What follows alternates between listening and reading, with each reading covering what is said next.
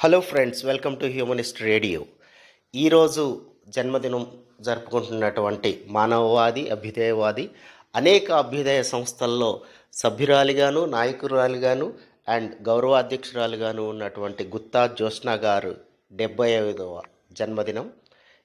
ఆ సందర్భంగా వారికి జన్మదిన శుభాకాంక్షలు తెలియచేస్తూ ఈ సందర్భంగా గతంలో మార్చి 8, 2023న వారు అంతర్జాతీయ మహిళా దినోత్సవం సందర్భంగా షీ ఇన్స్పైర్ అవార్డ్స్ అందుకుంటున్న సందర్భంలో వారిపై కాకతీయ టీవీ వారు సమర్పించిన కవితని, ఆ సందర్భంగా వారి ఇంటర్వ్యూని మీకు అందిస్తున్నాం. వినండి, ఆనందించండి.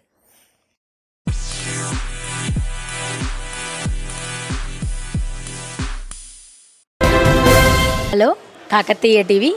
ఈరోజు షీ ఇన్స్పైర్ అవార్డు తీసుకోబోతున్న గుత్తా జ్యోత్స్న గారికి నా హృదయపూర్వక శుభాకాంక్షలు. మేడం గారి కోసం చిన్న కవిత. తను చేస్తున్న పోరాటాల కోసం, తను చేస్తున్న ఎన్నో ఉద్యమాల కోసం నేను చిన్న కానుకగా తన కోసం చిన్న కవిత రాసి మీకు వినిపిస్తున్నాను. ఆది నుంచి మొదలై అనంత శక్తిలో మారిన మన జ్యోత్స్న మేడం గారికి ఈ కవిత అంకితం. మీ ప్రయాణం అలుపెరగని సామాజిక గమ్యం. పడమర దిక్కున వాలిపోతూ మరల ప్రకాశిస్తూ పరిమళిస్తూ తూర్పున ఉదయించే ప్రియ పుష్పమా, నీ ప్రతి అడుగు నీవు కోరుకున్న, నీవు ఈ సమాజపు పొత్తిళ్ళ నుండి ఎందరో ఆడబిడ్డలకు పునర్జన్మ ఇచ్చి వారి ఎదుగుదలకు ఎంతో స్ఫూర్తిదాయకంగా నిలిచి ఎన్నో కట్టుబాట్లను ఎదిరించి అందమైన ఆరోగ్యమైన సమాజం కోసం ఎదురీదుతున్నారు. నిష్కలంకమైన మీ మనసు, చెదరని మీ చిరునవ్వు, మీ జీవిత ఆశయాలకు, మీరు చేస్తున్న పోరాటాలకు ముందు ముందు ప్రతి నిమిషం ఆరోగ్యం, ఆనందం, విద్య, వైద్యం ప్రతి ఆడబిడ్డకు అంతులేని అంకురార్పణ అవ్వాలి.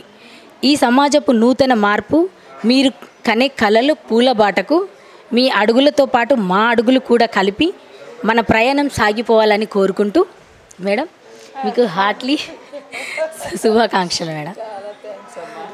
Thank you. నా పేరు గుత్తా జ్యోత్స్న అండి, కుల నిర్మూలన సంఘ గౌరవాధ్యక్షురాలిని.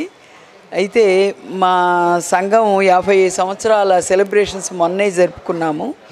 అయితే మొన్న ఇప్పుడే డైరీ ఇచ్చాము. అలాగే కులాంతర వివాహాలు చేసుకున్న వాళ్ళందరితోనూ నాకు ఎక్కువ సంబంధాలు ఉంటాయి, కుటుంబంలో మిగతా వాళ్ళకంటే కూడా.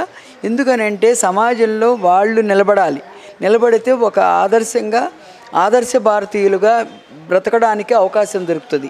వీళ్ళని ఆదర్శ భారతీయులుగా గుర్తించి ప్రభుత్వాలు కూడా, సంఘం కూడా వాళ్ళని తగిన విధంగా గౌరవిస్తే బాగుంటుందని.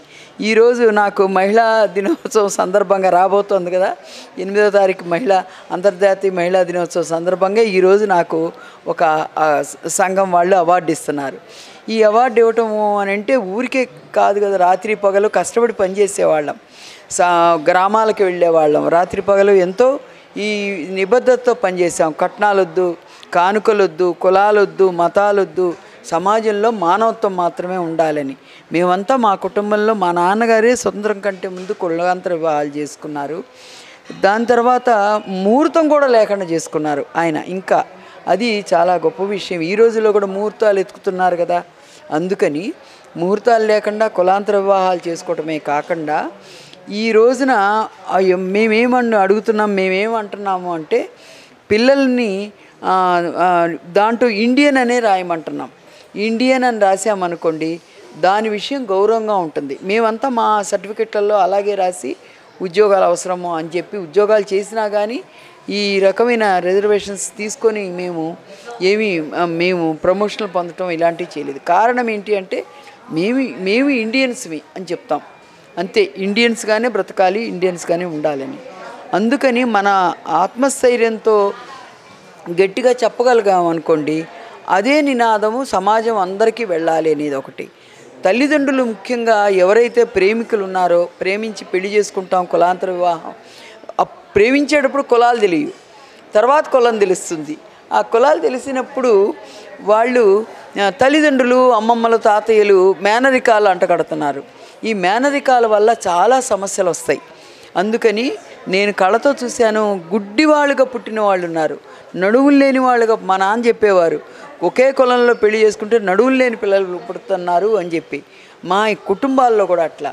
అందుకని కులాలు వద్దు అనుకున్నప్పుడు స్వకులంలో, అదే కులంలో కాకుండా వేరే కులంలో ఎవరిని పెళ్లి చేసినా మనం అందరం ఆహ్వానించాలి, ఆశీర్వదించాలి, సమాజం అంతా గౌరవించాలి. ముఖ్యంగా ప్రభుత్వం గౌరవించి వాళ్ళకి తగినటువంటి ఒక ఉద్యోగాల్లో కానీ ఇళ్ళు కానీ రిజర్వేషన్స్ వాళ్ళకి ఇవ్వడం అంటే ప్రోత్సహించినట్టు వాళ్ళం అవుతాము.